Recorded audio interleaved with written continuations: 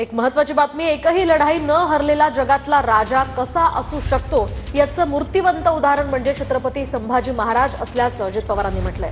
तुळापूर आणि वढूचं काम हाती घेतलंय असं सुद्धा अजित पवारांनी या ठिकाणी स्पष्ट केलंय। तर प्रेरणा मिळेल अशा पद्धतीचं स्मारक करण्याचं काम करतोय। आज पुण्यतिथीनंतर कामाला सुरुवात करणार असल्याचं अजित पवार म्हणाले। एकही लढाई न हरलेला जगातला राजा कसा असू शकतो याचं मूर्तिमंत उदाहरण म्हणजे छत्रपती संभाजी महाराज आहेत। आम्ही मागेच तुळापूरचं आणि वढूचं काम हातामध्ये घेतलेलं आहे। मनातनं प्रेरणा मिळेल अशा पद्धतीचं स्मारक करण्याचं काम आम्ही सगळेजण करतोय। इथलं काम आज पुण्यतिथीचा कार्यक्रम पूर्ण झाल्यानंतर आम्ही सुरू करणार आहोत।